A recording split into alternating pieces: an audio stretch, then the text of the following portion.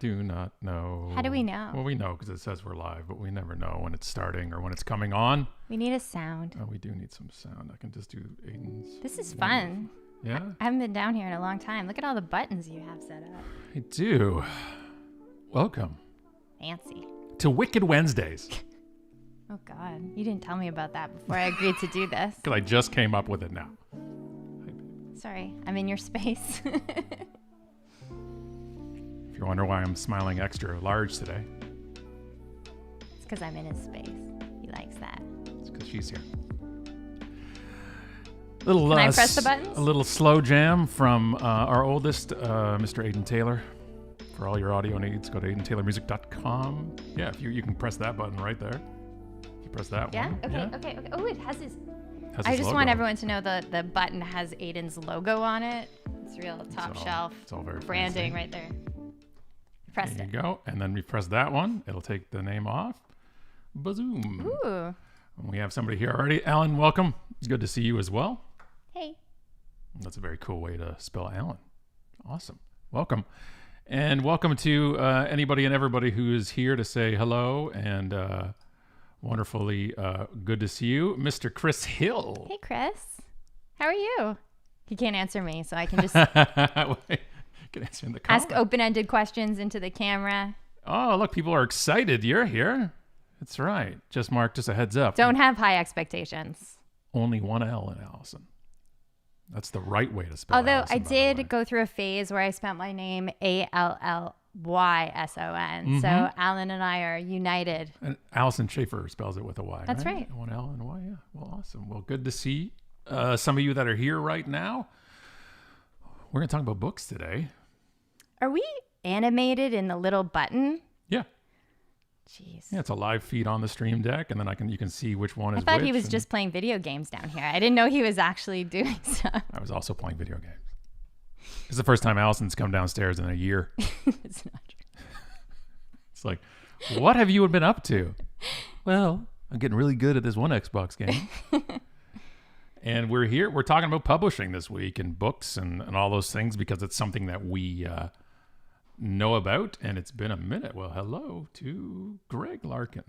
Hello. And welcome to all of you, all three of you, or 30 or none, depending on the live feed. Last week, the comments just went down, so I couldn't see them from LinkedIn about halfway through. So I apologize if you added some comments because some of them were of great value. And I apologize for not pulling them in. We have a couple of different chat things, apps and plugins on the screen now, so we hopefully don't lose. I don't know. We may or may not. And there's our man from Nepal. Abhishek is here. Very excited about this topic. And we're excited that you are here again. Just late nights. I think we're going to do like the live stream, and then we'll do like the after hours with Abhishek. It's like, and it's gonna be midnight in Kathmandu. I'm way too old for after hours anything. So, but you guys can do it. But after hour, it's now, so it's like 11 p.m. I think now for him. So we're going to, and yeah, I'm also late night to us is 7 p.m. here, and then like midnight is 8, and that's how it works. So we're going to talk about books today. Alison has joined us today because she is the writer of the two of us. I am the stage Speaker. yeller or speaker, and she's the writer. And one of the things that's really wonderful for us, and Chris has a question about how do you decide what to include content-wise in a book, evergreen versus timely, which is a very timely question because we can talk about that Absolutely. together today. And then we have a couple other questions from Twitter and from LinkedIn that we'll get through kind of throughout today.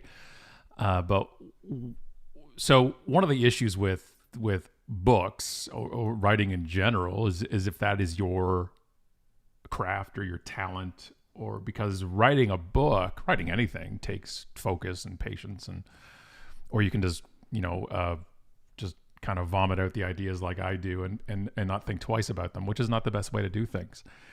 And so there's got to be different focus and it's different skill sets. And I know what my skill set and it's 10 for Nepal. Good. Thanks to daylight savings. Yeah. Apologies again for that.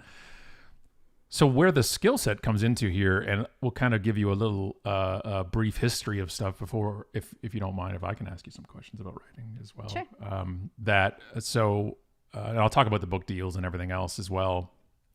But when I got the book deal for Unmarketing in 2009, that was because of the platform. And we talked about earlier lives about a platform and how you're building your platform and you build your following and your community. And when you make enough noise doing something, eventually places start knocking on your door. We had a few weeks ago talked about sponsorships and influencers and building your audience so then a brand would like to be in front of that audience as well. It's the same thing with books. It's the same thing or with the music business, that we want them coming to us. Okay. My goal in life pretty much was never to pitch anything to anybody. I don't want to, because I kind of have a problem. I don't want to justify what we do or what we say. And if we're going to sign a book deal, just like a record deal, if we're going to give up, let's say, about 90% of the revenue for the royalties for it, then I'm not going to beg. If I'm going to give my intellectual property to somewhere, I'm not going to beg to do that. I'd rather position it so if the publisher comes to you or anybody comes to you, you have leverage. And that's a lot of what marketing is as well, because you get people coming to you, then you are not fighting the bottom of the barrel fight. Like you'll do anything, you'll give anything. And a lot of the times in a book proposal, the main key part of that is the marketing piece. You know, how big is your reach?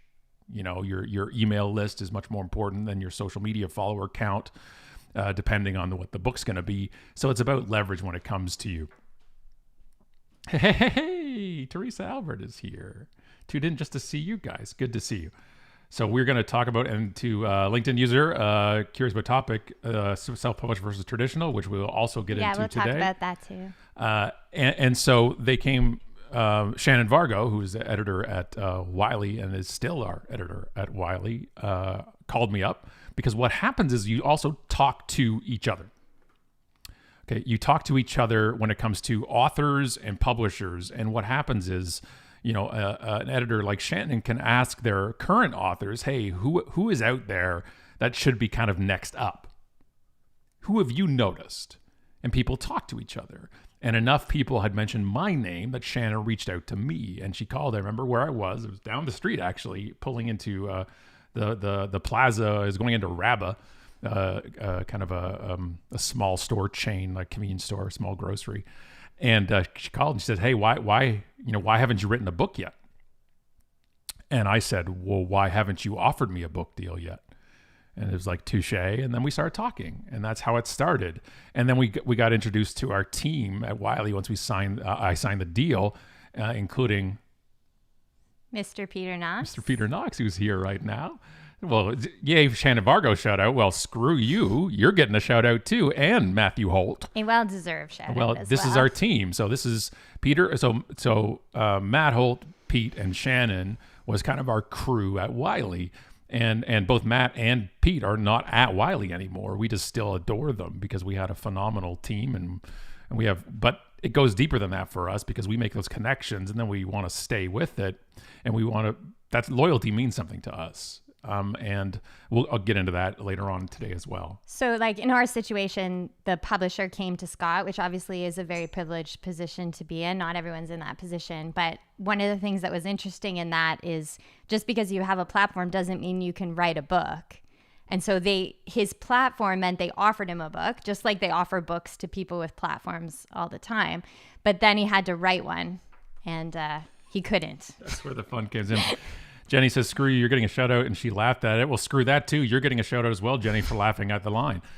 And yeah, well, so now let's bring you up to getting the deal. So we got the offer, and we were offered $15,000 advance and to write the book on marketing. And it was always at Matt Holt, now at Ben Bella Books. Amazing. Shout out to all of our people that we've had as part of this, because they've always been amazing. We've been very fortunate with that. So I decided, okay, we're going to write the book. And I had mind map part of the book. We'd scribbled out different sections, different ideas. And then with 18 days before it was due, which was, I believe, January 1st, 2010 or January 15th. Yeah, January 15th. Yeah. Because on December 28th, I decide I should start writing the book. So, yeah, you got that right. It's like 18 days before it was due. I'm like, I should probably focus, which is not a Scott Strong suit. If we can we put it that way? Sure. We'll put it that way. And I started just dumping stuff out. And I'm doing everything. I'm in full panic mode. I'm cramming last minute, full panic mode. I'm talking, I used anything I could possibly find, just taking chunks of this here and chunks of writing here, over here, just blah. You know how all the great authors do. All the greats. Hemingway. That's the only author I know. Hemingway? What did Hemingway write? So why are you doing this? I don't know. So this is, watch, see? Focus. It's much better. How did this go when I'm not here? Poorly. Very poorly. I'm an editor. Oh, yeah, she's both. Is what I really am. She's an editor, and both also vocally getting me back on track for these type of things. So Alison and I are talking on right here. Just hit the whole camera. I did. The whole thing. Oh, look at that old BlackBerry. Talking to Alison on this BlackBerry because which he saves for sentimental reasons. We're talking on BBM, chatting it up, and I'm like, I'm kind of screwed, and she's like, Indeed you are. Indeed. And I'm like, thank you. And she's like, do you want me to take a stab at it? Let me look at it. I'm like, it's not okay. It's not pretty. And so I emailed her the vomit draft, which wasn't a draft. It was a collection of short stories and rants, even that. And Alison took that and moved it and formed it into this glorious, it was 60,000 words that was due, and made it into exactly what I had hoped it was going to be originally. And Dawn says, memories with the BBM. I think it's Jason really, really important, especially, well, for anybody. But I think it's really important to remember that all of these different forms of content, they're all sort of in their own craft, right? Like I'm not a speaker, so I couldn't do what Scott can do. I can't go up in front of hundreds of people and just say things. That fills me with dread and anxiety. But I can write. And so one of the pet peeves I have, I guess, in moving through the process with Scott is this sort of idea that writing is just speaking on a piece of paper. And it's actually like an entirely different thing. And we were once in a event, Scott was doing a talk and he was talking about this stuff. And someone said, well, you could just use voice to text. Like you don't need Alison. They have an app. Naturally speaking. I believe they said they had an app for that. And I just sort of was like, it is not the same. So just remember, you can't wait until 10 days before your manuscript is due and do voice to text. It doesn't work. But not only did she take this dump of a thing and turn it into on marketing, she wrote it in my voice. And so what had happened was one of my big, and correct me if I'm wrong, love, that always one of my biggest mistakes in trying to write it is I made a lot of assumptions of knowledge, which was I just assumed people knew what I meant when I said this, or I said this, or I said this. And one of the ways you got some other content from me, out of me, was like, I would say something like social currency or a term, whatever it was. And you're like, well, what do you mean by that? And I'm thinking, and my thought was, well, everybody knows what that means. And she's like, humor me. And I would just kind of blah a bunch of stuff, and she would take it and form it and then write it fully out and then flesh and add more to it.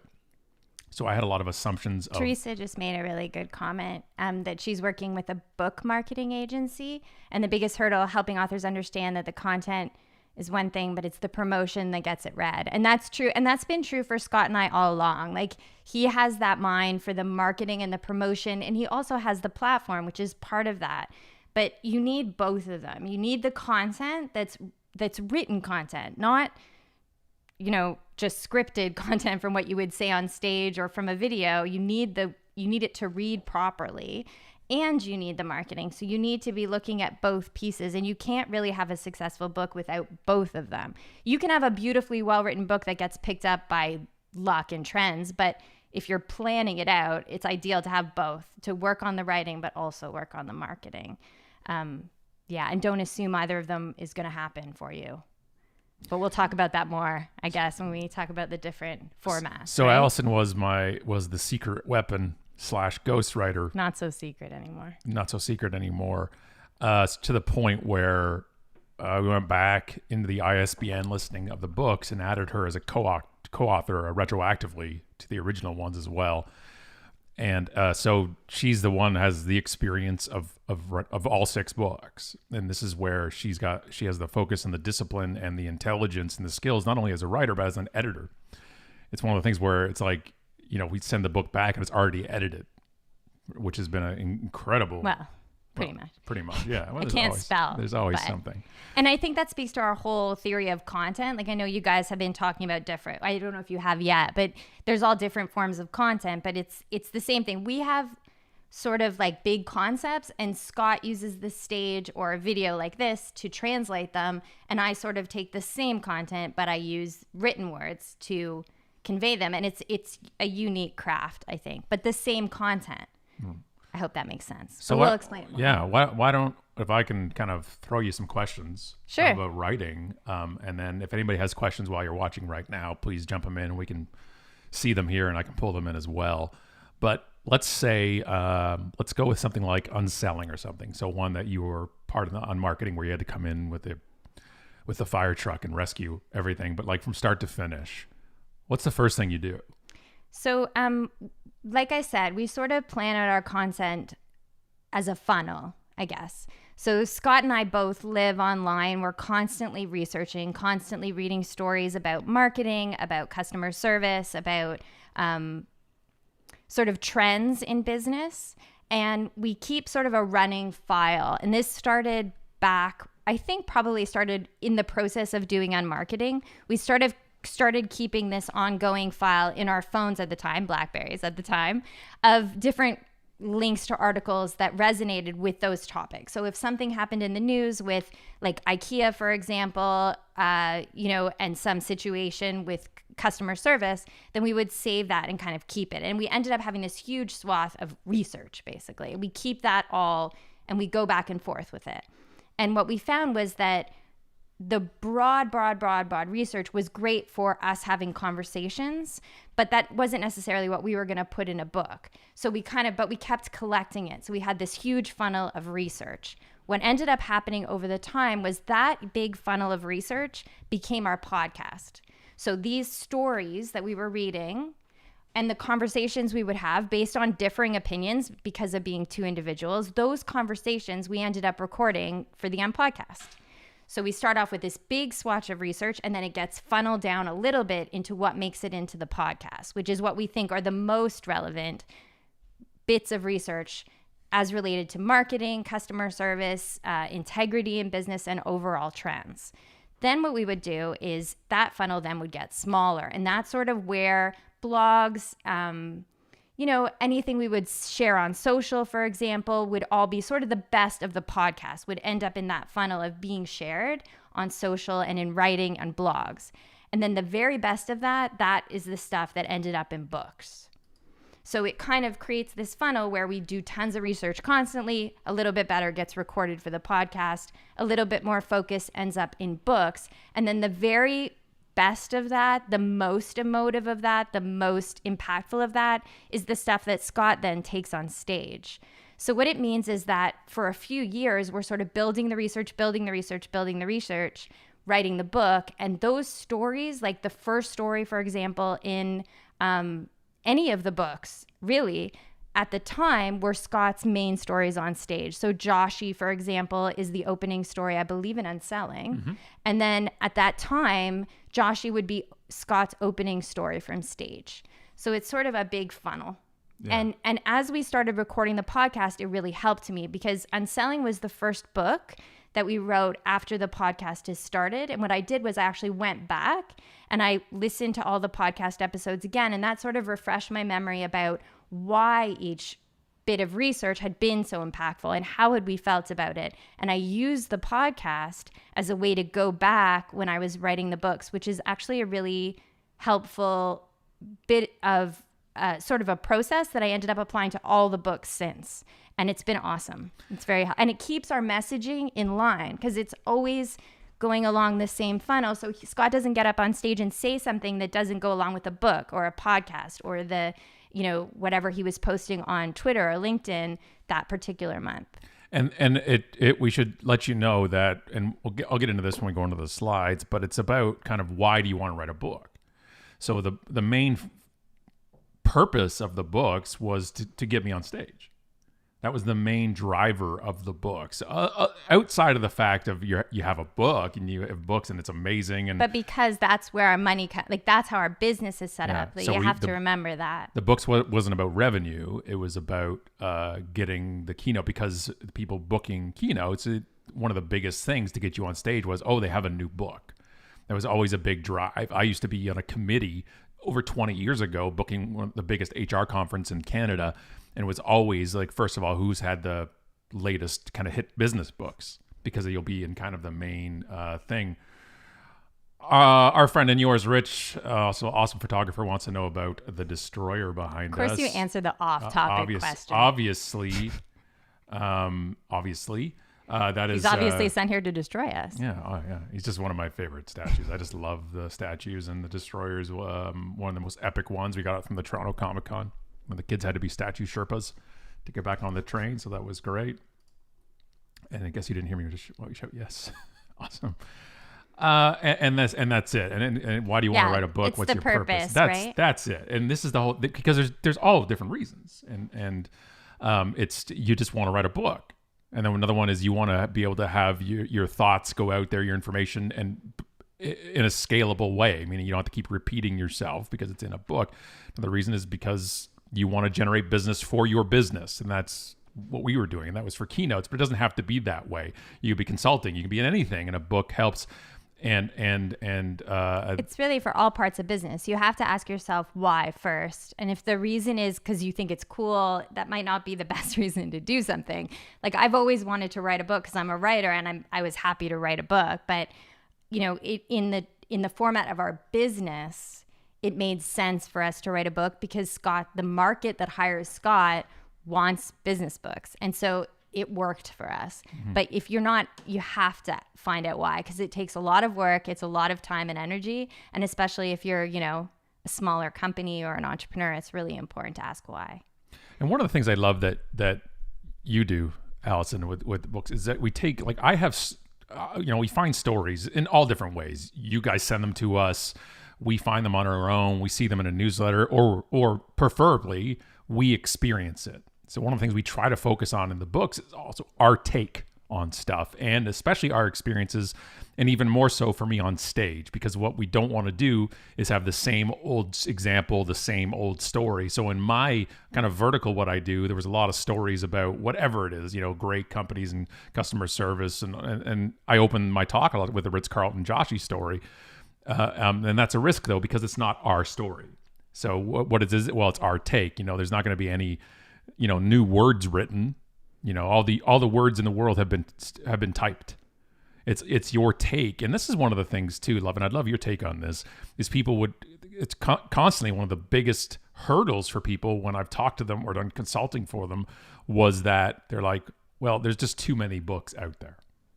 But no one's written your book yet. Like, my feeling about books is like anything else. Like, all of us have a unique viewpoint and a unique outlook, and putting that out into the world, if it's done honestly and well, is always a new story that someone can learn from. And you're right, there are millions of books, but that's not a reason not to write yours.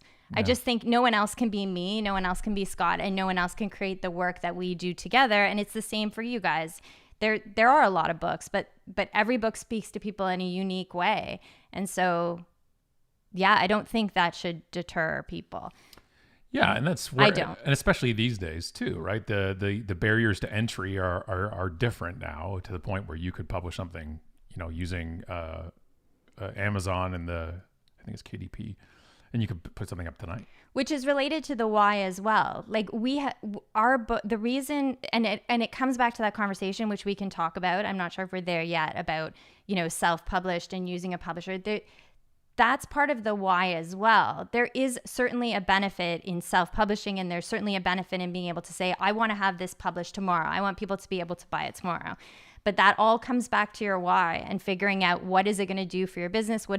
How is it going to reach your market in a way that maybe you weren't already reaching them? So it is important to ask why. Well, let's talk about the types. You want to talk about the types of ways to publish? Sure. Let's talk. Wow. The new book, UnSelling. Slides. I've messed up the slides. Oh my God, I was so close there for a second. That was it's okay. terrifying. Wow. The new book. I haven't had my hair done in a year. There we go. No, I don't want it. You're the camera. There we go. I'm in there. Hey, how y'all doing? So all right. We've done all three, right? Yeah, well, you did I've never self-published, but Scott did before my time. Here's the 6 books, the Untrilogy. A lot of people don't know this is actually our second book. So it went Unmarketing to the Book of Business Awesome and Unawesome, which is a flip book. One half is bad things and one half is good things. Awesome and Unawesome. And then we're going to go here. And I do want to answer that question. I want to remember to answer that question. All right. I'm going to get to the types first. Okay. So let's go to the types. So you have traditional, which is going to a publishing company, a publishing house. And we went with Wiley approached us. And so we did these 5 books, all of our business books with Wiley, and we're still with Wiley. We went hybrid with page 2 books for Jackass Whisperer, since it was not a business book. It's a humor book, and out of Vancouver, and we love them. Hybrid simply means that you have a publishing team of professionals with you, but you pay them. And it was sort of like a la carte. Like, for example, when you work with a traditional publisher, there are certain things that are just built into that relationship with editing and cover design and all kinds of things. Whereas with a hybrid publisher, you could decide. So because I was able to do a lot of our editing, and it was our 6th book at the time, right? Mm-hmm. I had already had a lot of experience with doing that writing and the editing and all these things. So we didn't need all of the services. So hybrid allowed us to sort of pick which ones we wanted and adjust the price accordingly. And we have, it all depends, again, not just on your why, but there's different pluses and minuses for each. Traditional, it's like getting a record deal, right? They take care of everything. You have an advance potentially, which is wonderful. You can focus on writing the book or procrastinating about the book, and then they own the rights. They have all the the experience, the distribution channels, the translations, the international type of stuff, everything else they take care of, and it's wonderful. The downside is you don't own the rights. You can get lost in the big machine that is publishing, and a lot of the minuses I found for traditional publishing was out of expectation. People thought they were writing the book and then they're done. Yeah, and you have to understand we were in a very privileged position because they had come to us. And so because of the size of Scott's platform that he'd built at the time, he had a lot of room to negotiate around things. So if we didn't like a cover, if we didn't like a title, we wrote a book called QR Codes Kill Kittens.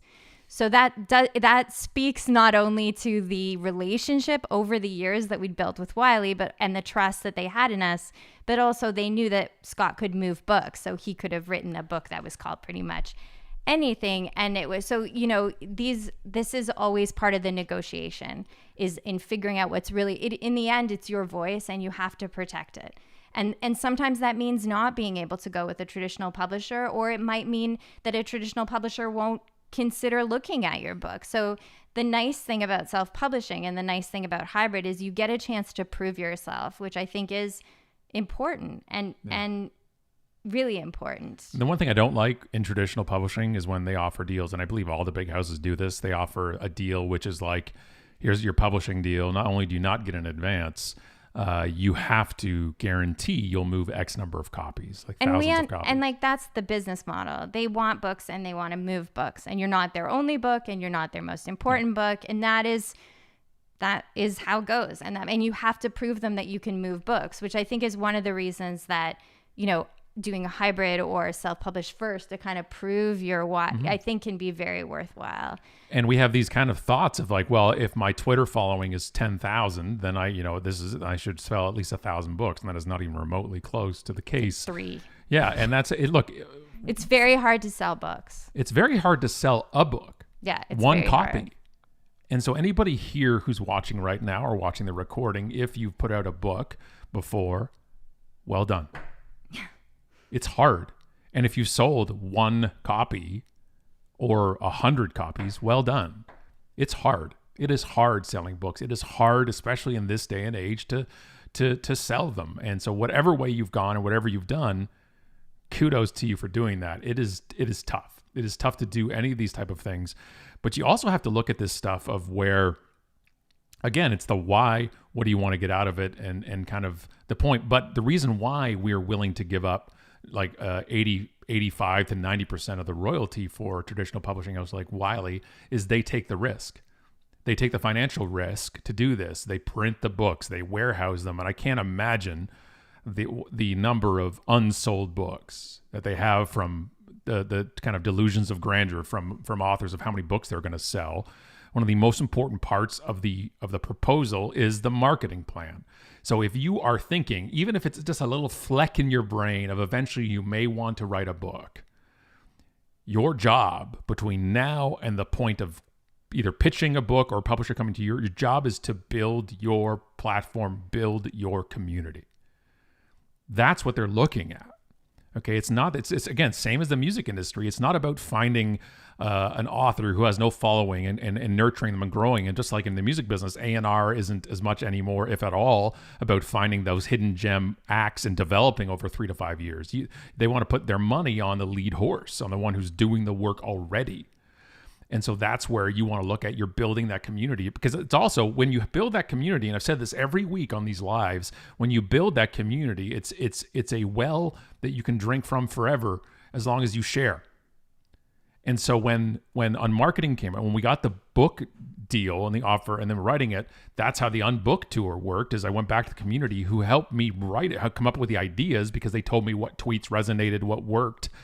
Then that was also the community that I would unmarket it to, and we did the 30-city UnBook tour. Let me bring up Abisek's I think writing, question here. yeah, and I'm happy to answer. I think writing book plans, like the proposal, is an incredibly valuable exercise. It is like writing your business plan. Like you need to think about how you're going to sell your book, and you need to think about who's going to buy your book and what the market is for your book. Like even if you go with traditional publishing, you can't expect them to sell your books for you. You have to do that work. And if you're not a marketer, you need to research it. Anyone in business knows who their market is. And it's no different for a book. You have to figure it out. Abisek asks, can I put together a lot of articles that I have written and give it in a form of a book? Yeah, I mean, that was sort of what I was speaking to with our funnel. I mean, there are many concepts that we have fleshed out through blogs or articles. Scott is a very, very good writer. I don't do the writing because Scott can't write, because he writes very, very well and very there's a lot of emotion in his writing. And some of our writing has come from blog posts that Scott has sort of like put out in this very, his passionate sort of style. And then I take those and I sort of rework them so they fit within the book. I rarely have taken Scott's exact blog post and put it in a book, but certainly there has been content that has gone, not very many times, there's been content that has started out as an article and ended up in a book. UnMarketing is the best example for that, because what Scott gave me 18 days ahead of the being due was about 10 blog posts, which he had already written during the time leading up to getting the book deal. So I had those blog posts, and he had also had some of his talks, or maybe one of his talks, transcribed. So I had this sort of, it was about 15,000 words. A third of them were and then the rest was content. So I used that to put together UnMarketing. And UnMarketing also reads much more like articles. And you can, like, for example, in UnBranding, so our book UnBranding, which is 100, I can't remember the exact subtitle, but something about 100 stories about disruption, right? 100 stories about brands in the age of disruption. There we go. Yeah. So those were written almost like articles. Like I went through each story And I wrote each story like a separate article, but there is an overline, like they do link together in a particular way. So yeah, absolutely. No one sits down, I don't think anyone sits down and writes 60,000 words. Like you have to, and I can go through that if you guys want to, but you thinking about it as a bunch of articles is actually a great way. If that's how you write, that's a great way to do it. Actually, go down that road for us. About organizing it? Okay, so I use something super old-fashioned. I just use Google Docs. I don't use an app or Scribe or I know anything there's else, like a million things you can use. I use an Excel spreadsheet in Google Docs, and I start mapping out topics. And I use the spreadsheet, and we also sometimes, there's none behind us right now, but sometimes the wall, both in our bedroom and down here, will be just covered with like Post-it notes. And so I organize in Excel in a spreadsheet the topics, and then as I do my research or as I have a story, I put the link to it in the side, and I use that as a working file, a working doc, and I keep returning to it. And then eventually I start writing, and I link each of the Google Docs where I write each of the chapters to the original research. And it's it's the way I do it. And I know it's not like modern. I'm sure there's all kinds of fancy mind map ways to do it, but that's what works for me. And part of that is also try a bunch of things and see what works for you. What works for you might not be the app that everyone else likes. How does your brain organize your information? Scott loves to write things down. So we always have, like when we're coming up with a new idea, there's always big sheets of paper taped to the walls. And that's how he sees ideas. I like a spreadsheet. It makes sense to me. And I like to keep all the links so I know where everything is. So that's how I write. And I do write one bit at a time. I try not to set a word limit. So for example, most books are about 60,000 words. So sometimes like 3 months before I will start sort of saying, okay, I have to write this many words a day and blah, blah, blah. But I'm not good at holding myself to that. And I don't necessarily think you need to be either. What I do is I would set aside time every day to write. And if for some reason I couldn't write, I would research.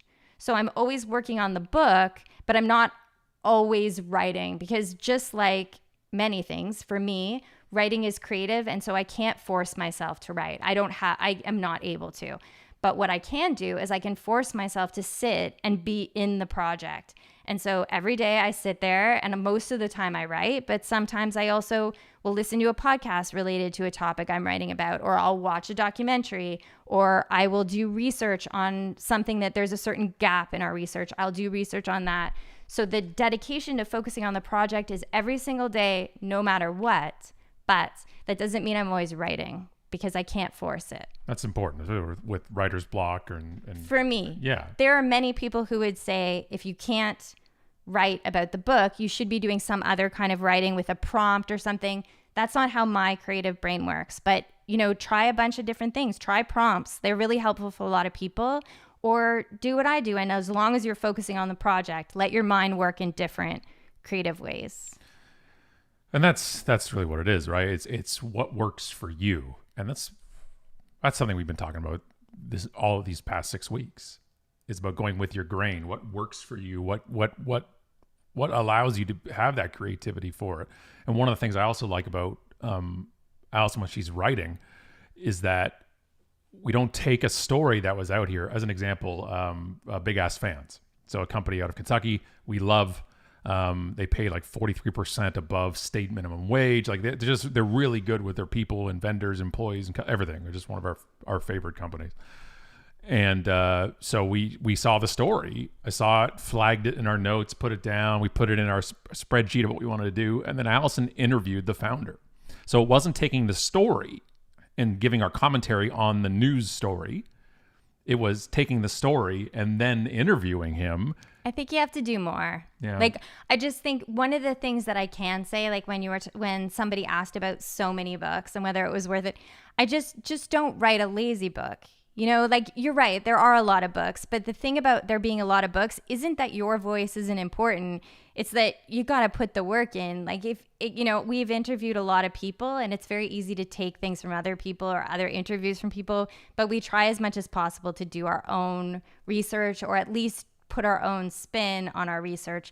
so that the readers get something of value from reading the story from us as opposed to from someone else. We try to put the story in the context of unmarketing.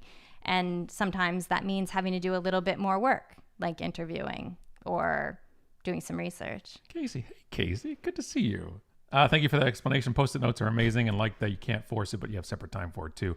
A few of the balance, books, right? I remember the Post-it note walls at the coffee shops. Epic. Right. We just took a corner of a coffee shop, and an employee would come around the corner, and there's 57 Post-it notes on their wall of us organizing kind of how the book will flow, and they just turn around and walk away. Yeah, and you know, it's when I say that about not being lazy, like there's like that book that Scott was talking about, our second book, the Book of Business Awesome and the Book of Business Unawesome. Did I say that right? Mm-hmm. Sometimes I say the unawesome. I mix it up. But, you know, I spent a lot of time balancing that book out. Like the stories on each side of the book are the same length, which is like a little meticulous thing that other people wouldn't notice.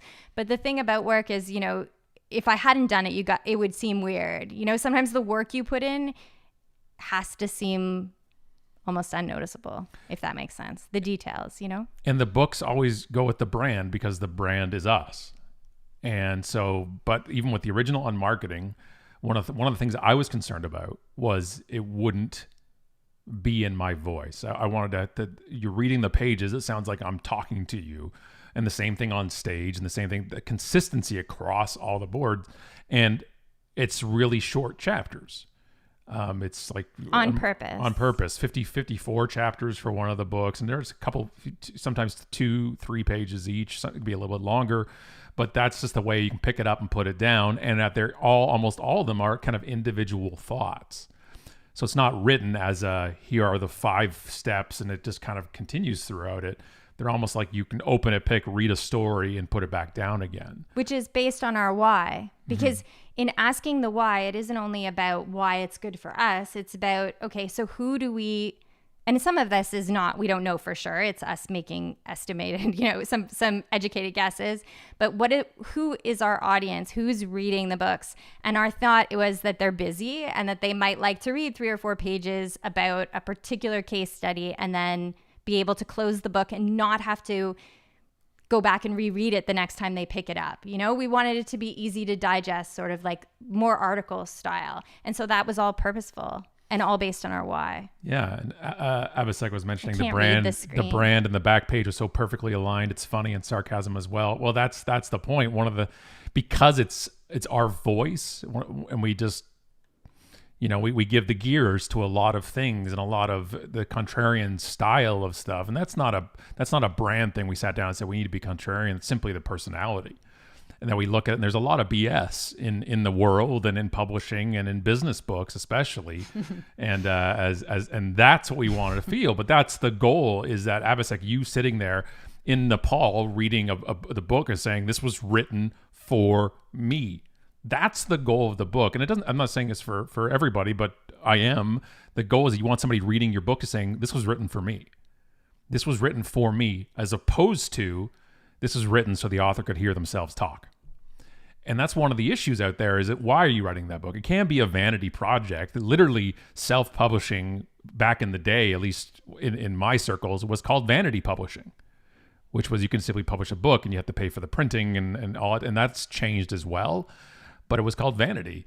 And I'm telling you, business books, you can see that the vanity section of it, and a lot of it has to do with, like, you know, is the entire cover your face? And it's okay if you do. If you put, and it's your full body, or you're just your face, but then the book's about you, not the reader. And our goal was never to put our faces on the cover. The goal was to have it as plain as possible, because it goes with our stuff, and it has it, as you can see down right over here on the screen. But also, like on here, it's like, keep it as plain as possible. A lot of people don't know, I picked the name Unmarketing 20 years ago for the company because I thought it would look good on a book cover. Talk about vanity publishing. Yeah. Bingo. Yeah. All the vanities, all the words, So and I thought it would look great on a book cover. I wanted a brown paper bag with an unstamped on it. That's what I thought then. And then, this is what we brown paper bag kind of look with the stamp on it. And Wiley, to their credit, said, is this what you want? First take, boom, done. And that's what we wanted to do that and then unbranding and unselling, both of those really stark, just black and white cover. Well, that's what made it different. That's what made it different is because it wasn't all cluttered. It wasn't all these type of things. It wasn't like our name isn't even on the front of UnSelling at all. It just says UnSelling. And that's because it works with our voice. Same thing. We've never, ever in 6 books put a testimonial on the book.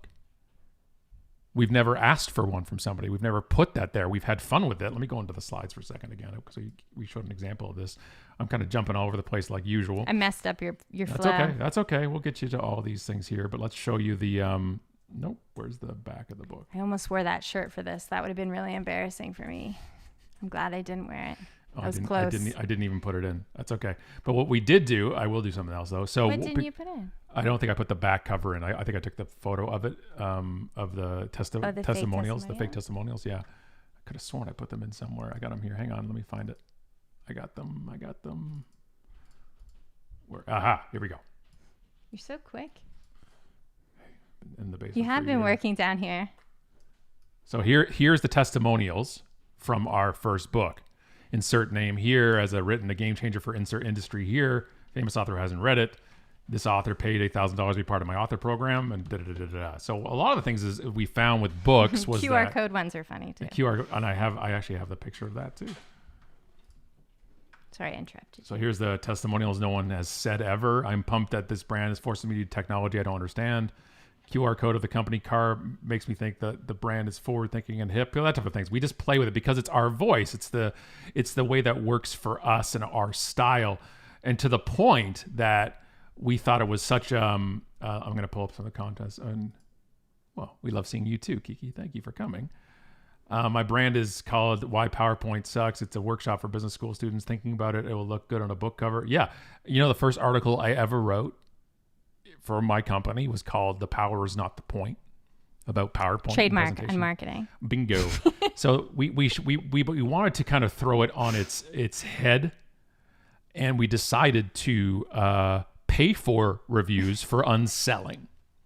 I'm going to play you a video right now, but we paid for reviews, which is a common practice. It's the best $20 we ever spent. So we paid on Fiverr a bunch of people to review this. Yeah, for about $5-10 a piece. And they had to read from a script.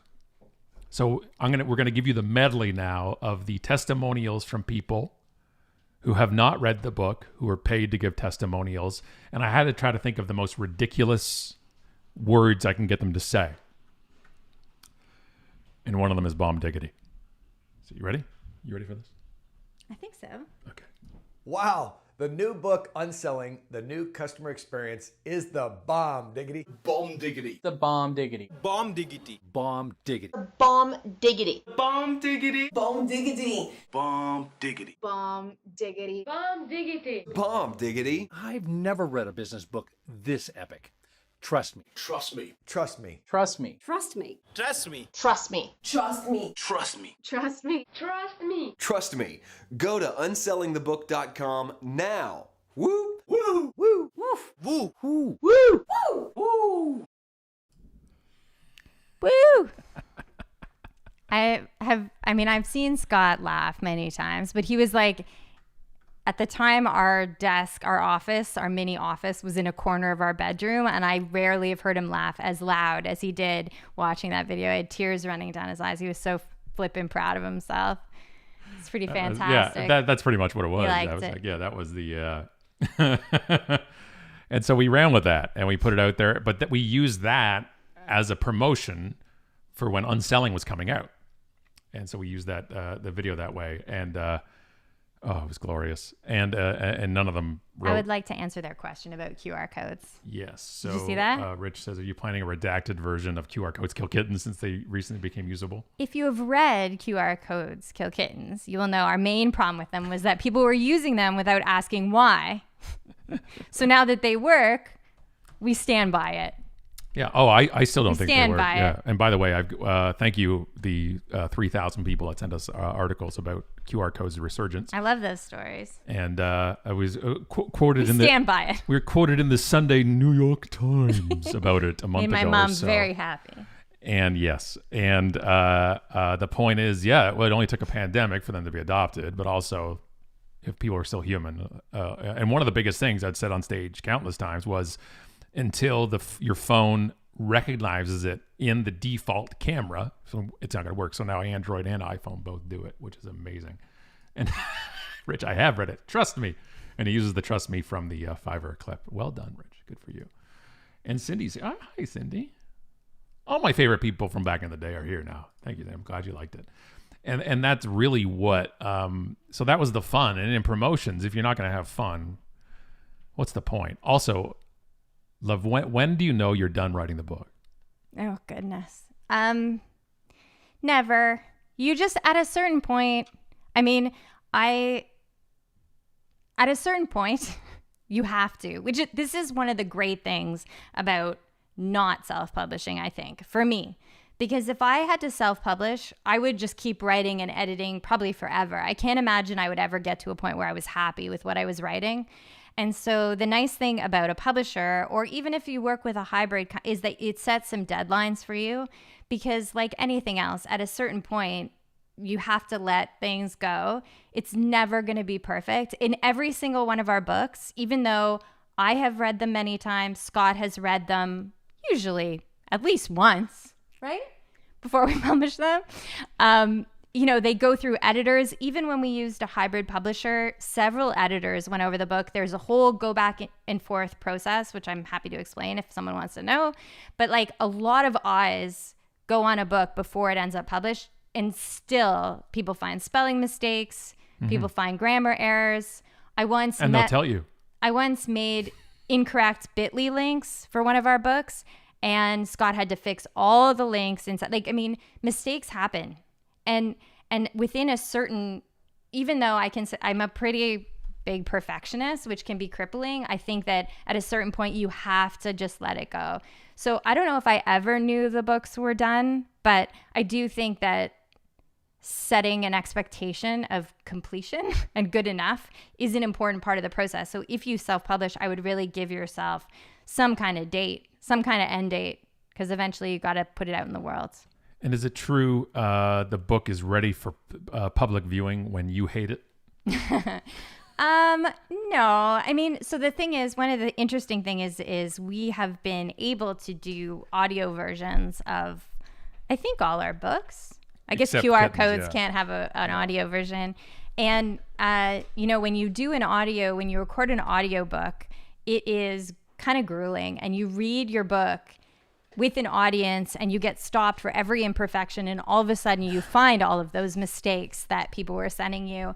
And at that point, when I think the only time I actually hated the books was about 2 days into recording an audiobook where I wished I had used less words so I could stop saying them.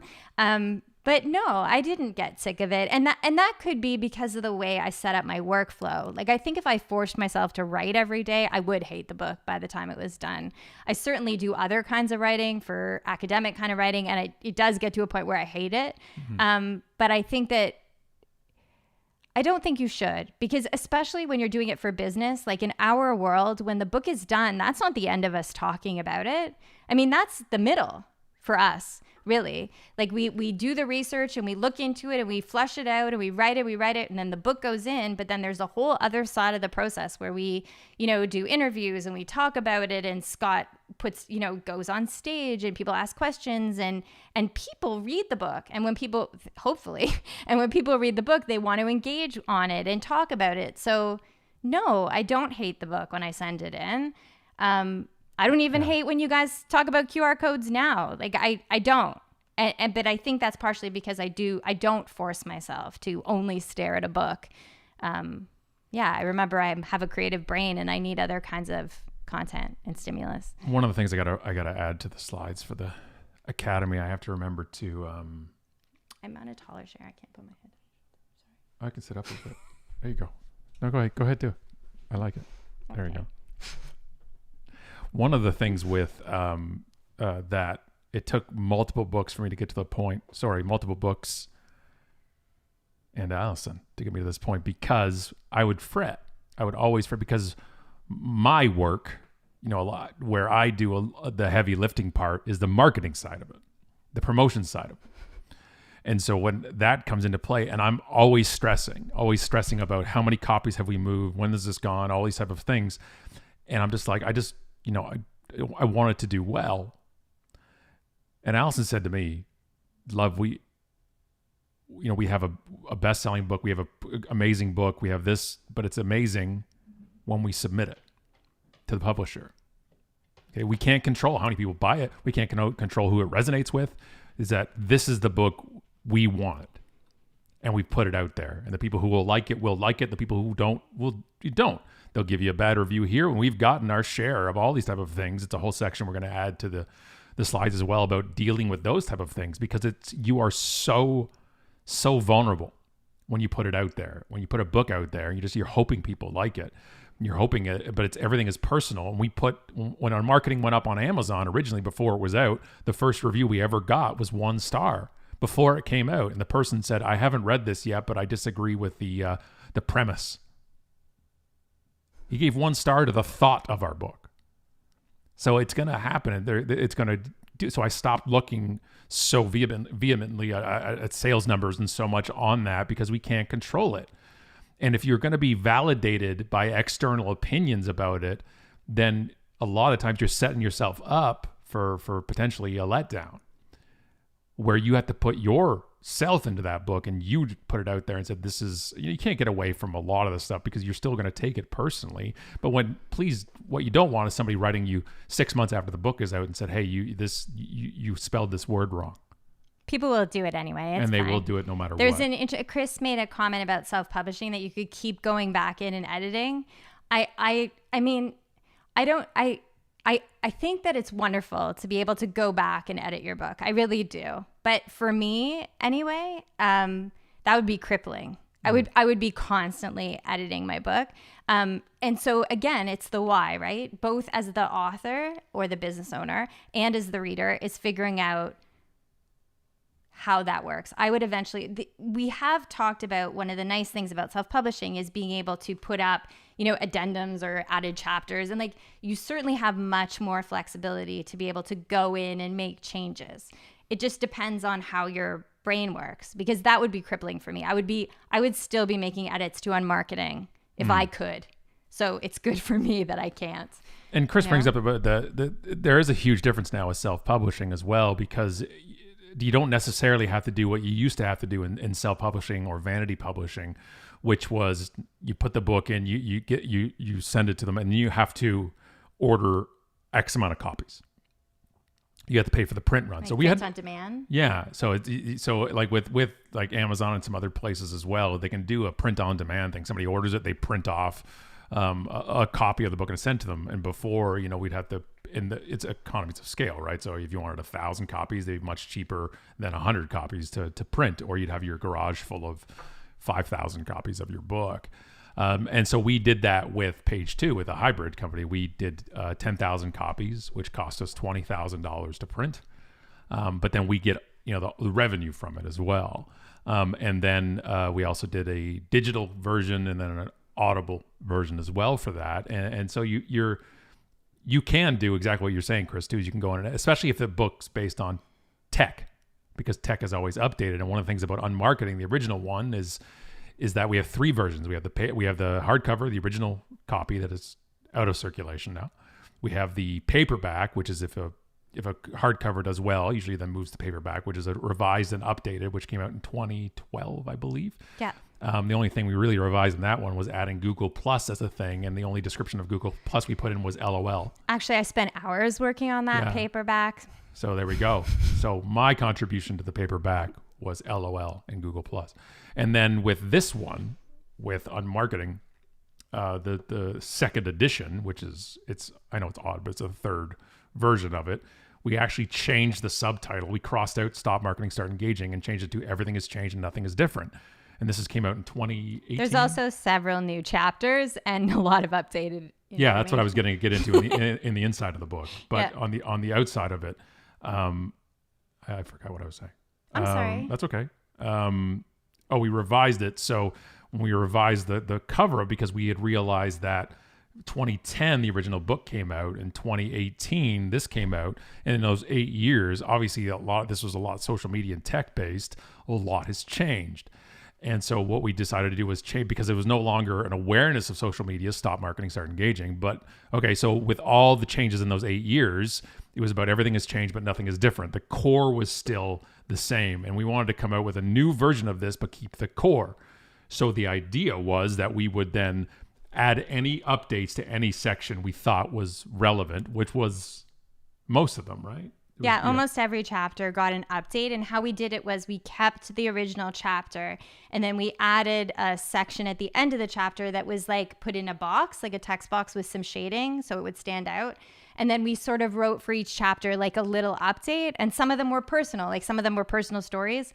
Some of them weren't. And we added new research or recognized changes in technology. And that's how we decided to do it. And then we also added several new chapters, including one about the book tour from the original version of the book, which I thought was sort of cool. Yeah, and you see here, so you see the highlighted box here.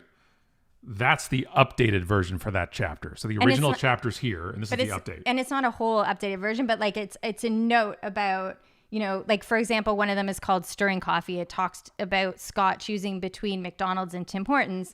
And so the update is talking about Starbucks, and it's still on topic. So the research is related to whatever the topic was about, but we sort of updated it, which is, I guess, what I would be doing if it had been self-published. Those are the kinds of things probably I would have gone in and changed. But instead we did it all at once. It was a tremendous amount of work. And of course, the thing with any book, and people were talking about, I believe, might have been Chris or Rich had said this, or an Avasek with your question was people like, well, should I put blog posts in here? What we don't want to assume is that people have seen all your stuff. We have people even watching right now that have no idea we have 6 books. They have no idea about just the Untrilogy. They just bought one of the books and said, okay, well, and then people would send a tweet or something and they'd say, hey, loved your book. And I'm like, awesome. Which one? And the problem with when you buy an older version of Unmarketing, it's more dated. And so what we do all the time, because I feel incredibly guilty of somebody buying a book that is not the newest edition, somebody would tweet something and they're like, I love this book. And they'd show like the original or something. I'd say, can we send you the new one?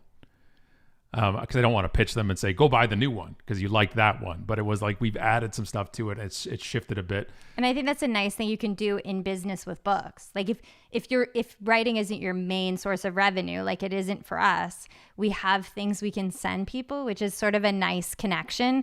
Sometimes, and I'm sure Scott can talk about that more because that's more his part of things. But a book is a nice thing. A book in hand is a nice way to say thank you to people for contributing to your podcast, for hiring you for an event. Like it's just a nice way to say thank you. So if they want it. That's one of the big things too. Walk around handing it to people. What you do, I've done like on a book tour stop, and people have made an event for it and come down. And people come. I do a talk and sign books. One of the things that I've had people do at a few of these is bring their book and then give it to me. And I think it's always nice. It's nice. It's nice, but also the event is about the book at the event. And you're kind of taking the spotlight. I don't bring our books to somebody else's book event. I don't walk in with that. And if people ask for it, it's great. If they're on the show and you'd like a copy, okay. But the problem is people hand me books on the road. Look, my carry-on space is very important to me when I was traveling, and it's going to weigh this stuff down. You can send me your books. Yeah, you can send Alison the book as well. I'm always happy to read. And so Chris says, I agree with setting the deadline. Avasek says, I'm a big fan of how Scott speaks on stage, and now a big fan of how Alison speaks as well. It's so soothing, and you compliment each other. We've been having an ongoing conversation for like 12 years. So we should get married. You marry me? Sure. Sweet. And now you have to send a new Unmarketing to Nepal. The first edition of Unmarketing, we don't get it in Nepal. Well, then we'll just have to send you one of these. Whenever your Jackass Whisperer socks get there, because they're en route, I assume still. Yeah. Right. What else do you want me to talk about? Did anyone else ask another question that I missed? Did you have any other questions other than will I marry you? I will. That's all that matters. That's all that matters. I'm going to hop into these slides again sure. and walking through this. So one of the things with the hybrid. So with something like, I'll walk you through with page 2 with hybrid and how that works. It's the same. You give an upfront payment to use their services, and then you also have to pay for printing and any kind of other things you want to do with that. But it's the same thing. It's an a la carte type of thing, depending on what services you want and you need. And it's made up of veterans of the publishing industry. And we were very fortunate that we've had wonderful experiences with both Wiley and page 2, so that we can recommend either method. It again depends on your why. And then self-publish, I went with Angela Derhoy's Book Locker company.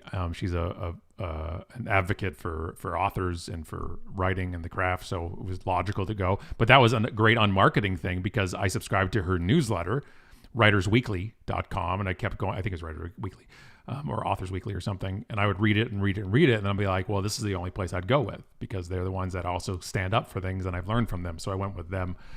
And I finished that book right before I got the book deal, I think, for unmarketing. So then we just kind of shelved it. But it's out there. There's a few copies. We have one upstairs. But so thank goodness it's Monday is out there somewhere. So we've had the experience with all these places, and it all depends on really on why you want to do something and where you want to go with it. So when it comes to and it's the goal of it. So if you want to make money, if you're a writer and your whole thing is writing, and that's your profession, then you're looking at books. It's you have two things: an advance, and then you have royalties. And you have to look at where we're going to make that money with that. And a lot of times with traditional publishing, especially, it's hard to make money with books. It's just the way it is. And we are fortunately up in a good top percentage of how many sales we've done with books and put it out there. But the goal wasn't to make the money off these books. The goal was to, again, get me on stage. So you got to be careful. It's like being in the music business again. It's not necessarily the songs or the album that makes the artist the money. It's the touring. And self-publishing's come so far, as have hybrid publishing. I don't think it's the same as it was when you did the first book self-published. Like I've seen some beautiful self-published. Yes, yeah. It really, really beautiful. And I've seen some bad looking books that were traditionally published. Yeah, me too. Some bad covers, some real bad type of stuff, and then because it used to be, right, you could tell it's like this is self-published. You could just you don't have to, you either lift it up or you just look at it and you can tell. And now it's certainly much more different. With publish, you get oversight and you get clout, but you have to get through gatekeepers, I think, and that can be good or bad depending on where you enter into the system, I think. Yeah. So traditional but you get more freedom with hybrid or self-publish. And you're not putting money up front, but you have to convince them that you are worth the gamble. Unless you do the guaranteed, you'll sell 2,000 or 3,000 copies or something. But then I wouldn't do that. I'm not giving up the rights to the book, and then I have to pay. If I was alluding to this earlier on, but if you are taking the risk as a traditional publisher, I am fine with you also taking most of the reward. But if you are not, then I'm not giving you that. So with Jackass Whisperer, with page 2, we retain all rights. And so we can use the copies for anything we want. We can send copies to anybody we want digitally. We can do whatever we want to do with that because we retain full rights. But with unmarketing and all those 5 books, we don't, and we are totally cool with that. And we still love Wiley, and we still love our crew, even though some of them are not there anymore. This is from somebody on LinkedIn. It seems like self-publishing in the music context has really grown over the years. SoundCloud, YouTube, et cetera. Are there similar avenues for book publishing? Well, exactly that, because of mostly with Amazon and their own, the KDP side of stuff, where you can upload a Kindle version, you can do print on demand. You have options. Yeah, the barrier to entry is almost completely gone. So you can go those routes and you can do those things, but you always, no matter what, you really want another set of eyes, at least one, if not multiple sets of eyes on the book. Concept, cover, obviously the inside of it, the words, the everything else, because oversight is important. We don't see our own biases, and we don't see what we haven't explained. We take a lot of things for granted. We take our audience for granted. It's not a good way to go. Try and get people's opinion that you trust 100% to read it and look at it and listen to the feedback, and then make a decision that you feel best with, because in the end it's your name that's going to be on the book, and you have to stand beside behind everything that's in there. You know, it was interesting. One of the reasons that we wrote the book of Business Awesome next, the publishers very much encouraged us to do the trilogy right away. UnMarketing did really well. And I'm pretty sure the first thing that they asked us to write would have been UnSelling or UnBranding, but we weren't ready. We hadn't committed to the idea of doing a trilogy. We didn't have that book. I didn't have UnSelling to tell. And what we did have with these collections of case studies, which is what the book of Business Awesome is, it's very much like UnBranding. It's a book of case studies. From one side, it's bad. From the other side, it's good. It's very funny. It's case studies. And we had that. That was what we wanted to write. And I remember talking to Shannon. I remember the conversations, and from a branding perspective, they really believed we should do UnSelling. And we were like, we don't have that book yet. We don't know if, at the time, we didn't know if we'd ever have that book. So we did the other book and we were very proud of it. And then we did UnSelling when we had the content, we had the concepts, because to us, UnSelling had to have further framework, right? Like a business framework or like concepts. We needed big concepts to write that book. And we didn't have them yet. So it's important to be able to listen to advice, whether it's traditional publishers or friends that are coworkers, and then say like, what can you write well? And then own that, be honest about it. And if you can't write the particular book everyone's telling you to write well, don't write it, and focus on what you know you can bring to the table. Because I really think it would have been a disservice to write UnSelling next, which is what the publisher at the time was advising, would have been a mistake because we didn't have the content yet. Eric says, are traveling book tours promo still a thing, or will it all be virtual now? No, you can't have him. He's staying here forever.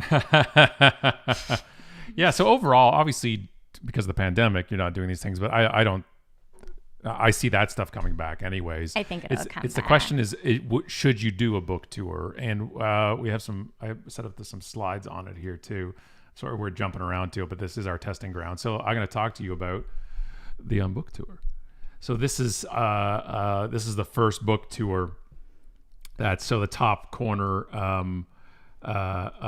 is me in Nashville at a loft space that John Morgan had arranged. There's in the middle is me in obviously Milwaukee because it's in a brewery. I have a Stein. There's a Schlitz neon thing behind me.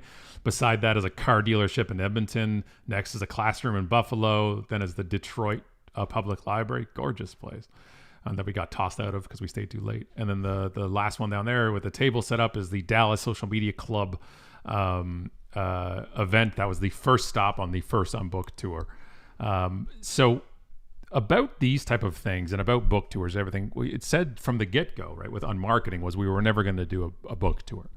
We were never going to go sit in bookstores and sign books, mostly because that nobody cares a lot of times. So if you call up bookstore and say, I'd love to do a book signing, I have a book coming out, it's great, but can you bring people in? And I just have these horror memories of walking into our local Indigo chapters and Kohl's, and there's a local author signing books, and they're just kind of sitting there. And somebody walks up and they're like, hey, and they're like, do you know where the bathroom is? And you're like, oh, over here. And it comes back to the why, right? Like Scott has Scott hates that. There are many people who would happily sit in a bookstore and talk to whoever comes by. And if you're one of those people, be that person. But for him, it was just like a, right? No, like you I just didn't want to do that. it. And there's nothing wrong with doing them in bookstores, but you want to bring an audience with you. You know, that's my biggest, and it goes back to my music industry days of booking bands in Toronto. My biggest anxiety was that nobody was going to show. I still have that, by the way. I still think nobody's going to show to stuff. I'm here. Yeah, and you're here. And that's all. My audience is all that matters. But I still have that fear of people who are not going to show. So doing this UnBook tour, but I did it under the umbrella of UnMarketing in the way. So it was that I'm not going to do book signings. I'm going to do talks, and the books will be there, and I'll sign them. Which I would say also speaks to the why, because so at the time when UnMarketing came out in 2009, Scott was still building his speaking career. He'd been doing some speaking, but it wasn't anywhere near where he wanted it to be. Like we wanted speaking to be the full-time. At the time you were teaching still, right? Part-time college. And it was the goal of writing the book was to make speaking his full-time job. And his skill and his talent is being on stage. So the book was a mechanism. The book tour was a mechanism. We're going to use the book to get Scott on as many stages as possible. And so the way he did the book tour was brilliant, because at each stop, the people wanted him there because of the platform he'd built on social media. He went to the gig. He sold 500 books. That was the kind of like, you had to, 100. was it 100? Sorry. You had to have 100 books purchased to go. And he would do a talk. And what happened was that the books opened the door and the platform opened the door, right? But the goal was, we know if we can get Scott on a stage in front of these however many people, they're going to absolutely love his speaking. It's the speaking that's the product, right? And so, and it worked because right? I mean, we went out of pocket on a credit card, you know, trudging to 30 cities. I think it ended up being 40 cities in 30 days. And that was putting out a tweet saying, you want to stop on the UnBook tour. I just searched it this morning, the tag UnBook tour, way back 2010, and I was reading through them all. And I put it out there saying, do you want to stop on the UnBook tour? Again, to my community that I had built. I tweeted over 25,000 times before I promoted anything. It was, you build your community and your audience. And then I put it out there, who wants to stop on the UnBook tour? The conditions were, you had to pre-order 100 books at once at a certain time window to help try to push the book out there. You had to fly me there and put me up.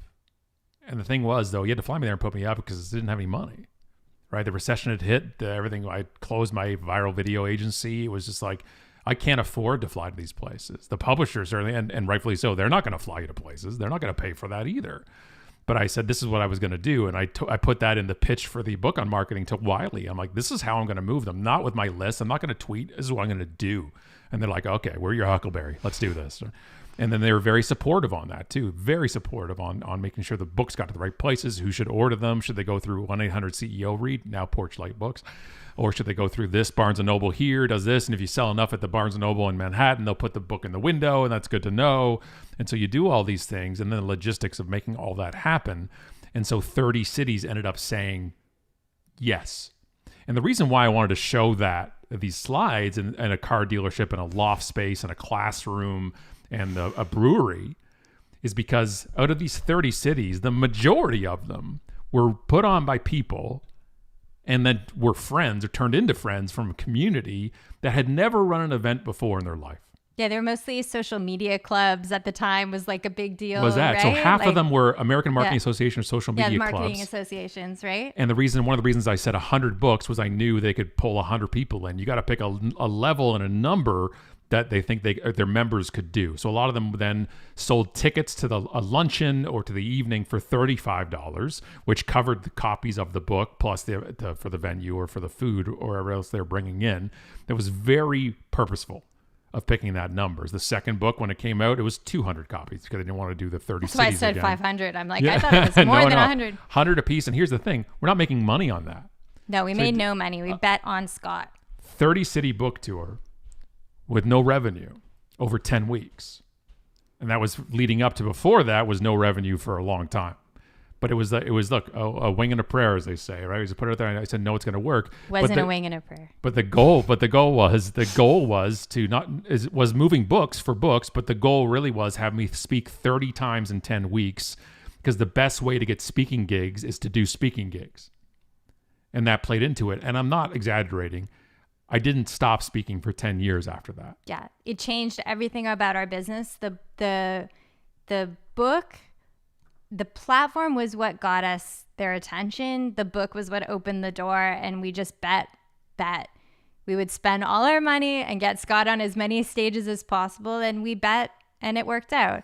You know, I was thinking about when you were talking about the idea of bulk orders, like when you said that getting speaking engagements, one of the reasons we did that is because what tends to happen is like a book, you submit your book to the publisher and then you'll get a date, right? For when the book comes out. Yeah, it's like street date. Yeah. And a lot of marketing is focused on how we can get the most amount of sales to go through that particular day, because that's what pushes things to the bestseller list and yada, yada, yada. And of course, in speaking, if we can get a best-selling book, that really opens doors, right? You get on a New York Times bestseller list, Scott would be booked and we could raise a fee and it would be great.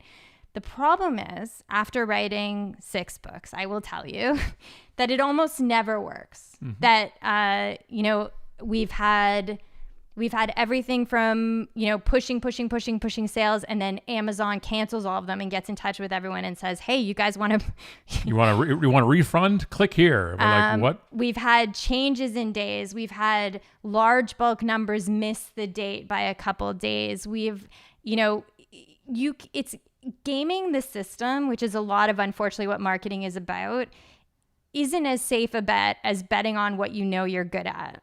And so for us, it was like, yes, we can push all these books. And we did with Book of Business Awesome. We had a real heartbreaking time where we really, really, really, really pushed it and tried to make bestseller lists. And we did, but we didn't get as high as we wanted because of problems that happened that were out of our control, like with Amazon.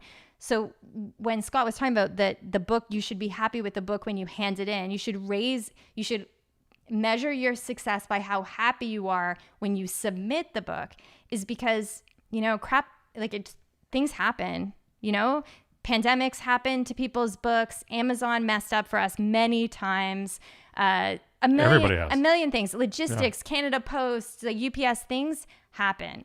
And so focusing all your efforts on gaming the system, pushing through pre-orders, in many ways is a foolish thing to do. Better to spend the time betting on the things you can control, which is what we did with getting Scott on stages, because we knew it was a bet, right? It's always a bet, but we felt like if we could get him on stages, we believed in his talent. Yeah.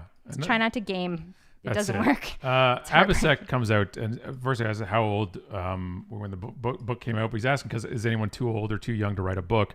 Mainly asking in terms of credibility. No, the answer is no, but it's all credibility is subjective. So depending on if somebody picks up a book and says, look, and Abhishek wrote one, he's like, Abhishek's too young. Okay, then they're not going to read it. We're like, well, here's what I want to ask you, Abhishek. Why? Who cares? It's also like credibility is. Sorry, you done? No, but what I mean by that is like, there's going to be people that can find problems with you. There's people that can find problems with me. Not Alison, but me. But they're going to find reasons. And they're going to say, I refuse to read this because of this reason. And okay, fine. You're going to be, and when you are younger, sure. That could be age will be one of the reasons. And then then you get older, then maybe older is. But there's no age, no date, no thing. If you have a book in you, if you have something in you, then you don't let those things get in the way of that. Your audience will select themselves a lot of the times. And if you like it, and look, if you get older and realize some of the things you said in there weren't as correct as you thought they were at the time, that's the time to put out a revised edition and do that type of thing. My opinion may be a little bit different here. I think that it depends what book you're going to write. I don't think you should write a book that you don't have credibility to write. But if you're writing a book honestly and authentically in your own lived experience, then it is credible. And if you don't know something, then you say it in your book and you research and you cite other experts. Credibility is a funny thing with books because people will tell you need to write a book to gain credibility, but people will tell you need credibility to write a book. And they're both true, but just be honest and don't be afraid to cite other people's work or do research and bring in other people's. Credibility is about telling the truth and being honest in where you're coming from writing your book. And so I think as long as you do that and are honest about the experience you have, because the credibility can also, like, more experience doesn't mean you're the best person to write a book.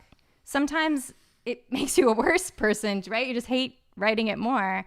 So yeah, just be honest, I think. Yeah, that's great. I'm good. You're good? Yeah. Is this what happens? He just stops talking? Yeah. Sorry, I haven't done one. I haven't gone back into the slides much, and it's okay. I ruined the slides. Well, you did not ruin anything. I just don't want to go back into them because this has gone on for a perfect amount of time. This is about an hour and a half, and I've just enjoyed hanging out with you and doing this instead of going into the slides all the time. So Eric added here, back in the music days, I played in front of a huge crowd with great energy, mosh pits and crowd service galore. The next night we played in front of 4 people that were friends with the other band. Yep. Metal life. No kidding. Yeah, I did a show at the Opera House once, and the my friends I brought in to work security was larger crowd than the audience, so I understand. 100% on so many levels. One of my first speaking gigs was at a food court at a mall, and I got heckled by students on their lunch. It's like a nightmare. Yeah. Mm-hmm. And Abhishek says, I love you both. That was such a beautiful answer. Thank you. Right? Right. All right. Thanks all. We appreciate you. Thanks, guys. Do you want to hit the music Yeah, button? sure. Is that how it one? works? Yeah. And then the one above it. So cool. Thanks for joining us. This is almost like the Unpodcast reunion. Almost. But yeah, we'll get there. Thank you all for your support. Thank you, my love, for being down here. And if you guys have more questions, you can send them through here. Scott will tell me what they are. I'm happy to answer them. We'll see if we can do next Wednesday again. And let's hang out again and do this. I'm Scott. She's Alison. And you're you. And Hi, guys. when you are your authentic self, you have no competition. Cheers.